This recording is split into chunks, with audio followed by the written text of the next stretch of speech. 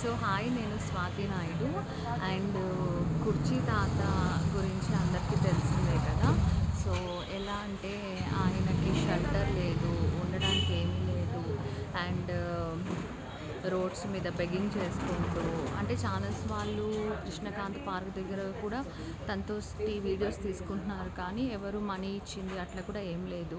So అలాంటి పర్సన్కి వైజాగ్ సత్య ఎట్లా అంటే షెల్టర్ ఇచ్చి, ఫుడ్ ఇచ్చి, తనకి బాగా చూసుకుంటూ ఇలా చాలా హెల్ప్ఫుల్గా ఉన్నాడు. అయితే ఏంటంటే తాతేమో సత్యకి ఆపోజిట్గా మాట్లాడుతున్నాడు అనమాట.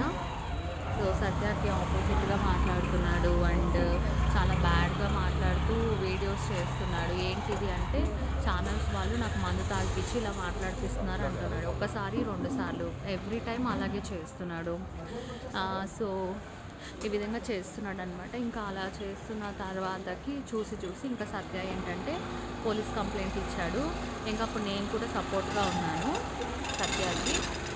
అప్పుడు తాత ఏంటంటే నన్ను చూసి, ఇది అన్యాయం స్వాతి నాయుడు, నువ్వు కూడా అతనికే సపోర్ట్ చేస్తున్నావా అనేసి అన్నాడు. అది మ్యాటర్ జరిగింది.